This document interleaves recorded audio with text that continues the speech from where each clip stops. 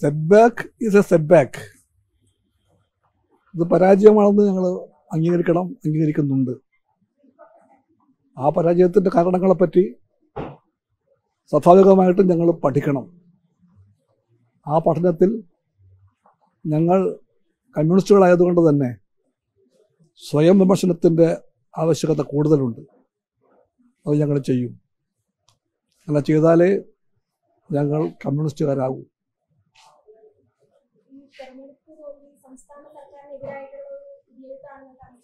അങ്ങനെ വിധി എഴുതണ്ട, അതങ്ങനെ ആകാൻ വഴിയില്ല. പക്ഷേ സംസ്ഥാന ഗവൺമെൻറ്റിനെ പറ്റി ജനങ്ങൾക്കുള്ള ഒരു അഭിപ്രായം കൂടി പറയാൻ അവർ ശ്രമിച്ചിട്ടുണ്ട്. അതൊരു നിഷേധാത്മകമല്ല. ഈ സർക്കാർ ഇടതുപക്ഷ ഗവൺമെൻറ് ആയതുകൊണ്ട് തന്നെ ഇടതുപക്ഷത്തിൻ്റെ എല്ലാ കാലത്തെയും അടിസ്ഥാനമായ അടിത്തറയായ ആത്മാവായ സാധാരണക്കാരുടെ പ്രശ്നങ്ങൾ, പാവങ്ങളുടെ പ്രശ്നങ്ങൾ, അതിലേക്കെല്ലാം കുറച്ചുകൂടെ ഗൗരവമായി ഇടപെടാൻ സർക്കാരിന് സാധിക്കണമെന്ന് ജനങ്ങൾ പ്രതീക്ഷിക്കുന്നുണ്ട്.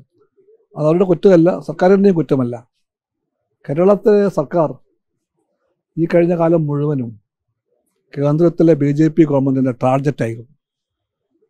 BJP ഗവൺമെൻറ് എല്ലാ അർത്ഥത്തിലും കേരളത്തിലെ LDF ഗവൺമെൻറ്റിനെ സാമ്പത്തികമായി ശ്വാസം മുട്ടിക്കുകയായിരുന്നു. ഞാൻ പറയാൻ ശ്രമിക്കുന്ന വാക്ക് സാമ്പത്തിക ഉപരോധമെന്നാണ്. It was a financial embargo. അതായിരുന്നു കേരളത്തോട് കാണിച്ചത്. എല്ലാ അർത്ഥത്തിലും അർഹതപ്പെട്ട വിഹിതം തരാതെ, സംസ്ഥാനത്തിന് കാണിക്കേണ്ട മര്യാദ കാണിക്കാതെ, ഭക്ഷണം കൊടുക്കാൻ വേണ്ട അരി തരാതെ, എങ്ങനെയെല്ലാം സർക്കാരിനെ ഞെരുക്കാമോ അങ്ങനെയെല്ലാം ഞെരുക്കാൻ ശ്രമിച്ച ഒരു കേന്ദ്ര ഗവൺമെൻറ് ഉണ്ട് ഇന്ത്യയിൽ. ആ കേന്ദ്ര ഗവൺമെൻറ് കേരളത്തോട് കാണിച്ച കടുത്ത അനീതിയുണ്ട്.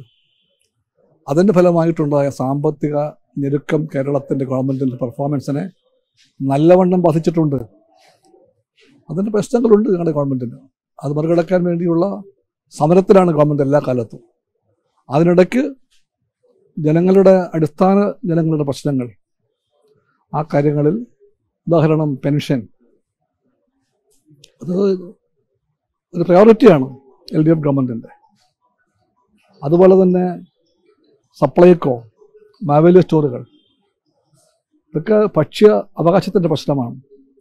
അത്തരം ചില കാര്യങ്ങളിലെല്ലാം ഈ ഗവൺമെൻറ് അതിൻ്റെ മുൻഗണനാ ക്രമത്തിൽ പരിശോധന ചെയ്യുമെന്ന് ജനം പ്രതീക്ഷിക്കുന്നുണ്ട്. ഞങ്ങളും ആ വഴിക്ക് ചിന്തിക്കണം.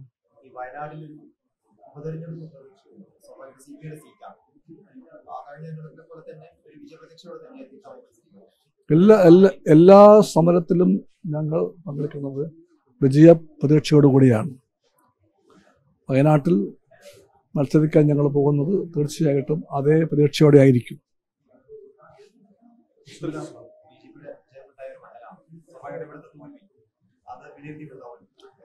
അല്ല, പൂർണ്ണമായിട്ടും വിലയിരുത്തിയിട്ടില്ല.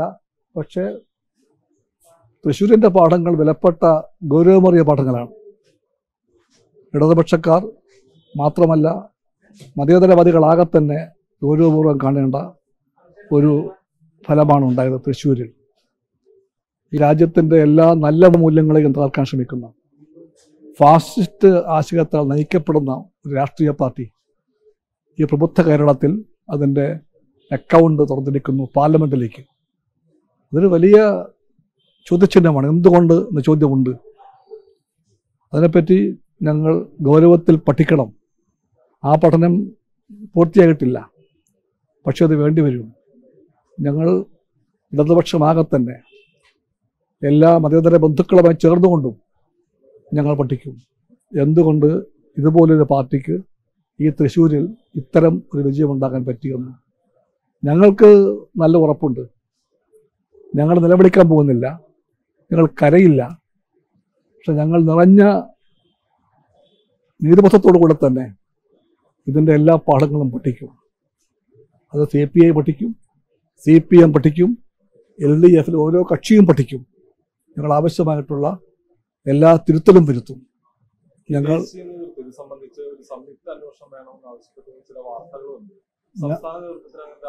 ഞാൻ CPIയുടെ ദേശീയ സെക്രട്ടേറിയറ്റ് അംഗമാണ്. എന്ന് പറഞ്ഞാൽ CPIയുടെ ജനറൽ സെക്രട്ടറിയും 10 സെക്രട്ടറിമാരും അടങ്ങുന്ന സമിതിയാണ് ദേശീയ സെക്രട്ടേറിയറ്റ്. അതിലംഗമാണ്. ആ ദേശീയ സെക്രട്ടേറിയറ്റിൻ്റെ ഒരു യോഗത്തിലും സംയുക്ത അന്വേഷണമെന്ന ഒരു വാക്ക് പോലും ഉണ്ടായിട്ടില്ല. അത് മീഡിയ സുഹൃത്തുക്കൾ കണ്ടുപിടിച്ചൊരു പലപ്പോഴും കണ്ടുപിടിക്കും പോലെ കണ്ടുപിടിച്ച ഒരു സാങ്കല്പിക വാചകമാണത്. അല്ല, അതൊന്നും ഞാൻ പറയുന്നില്ല. ഞങ്ങളും പഠിക്കണം, CPM-ഉം പഠിക്കണം. ഞങ്ങൾ തമ്മിലുള്ള ബന്ധത്തിൽ ഞങ്ങൾക്ക് എപ്പോഴെല്ലാം ഒരുമിച്ചിരിക്കണോ അപ്പോഴെല്ലാം ഒരുമിച്ചിരിക്കാൻ എല്ലാ തലങ്ങളിലും ആ ബന്ധമുണ്ട്. CPIക്കും CPM ആ സഹോദരി ബന്ധമുണ്ട്. അത് ഞങ്ങൾക്കൊരു മുന്നൊരുക്കത്തിൻ്റെ ആവശ്യമില്ല. അത് തീർച്ചയായിട്ടും തൃശ്ശൂരെന്നല്ല, കേരളത്തിലാകെ ഈ തെരഞ്ഞെടുപ്പ് കാലം മുഴുവനും ഏറ്റവും അടുത്ത ആരെടുപ്പമുള്ള മുന്നണി ബന്ധമായിരുന്നു. എല്ലാ സ്ഥലങ്ങളിലും LDF ഒറ്റക്കെട്ടായി പോരാടി.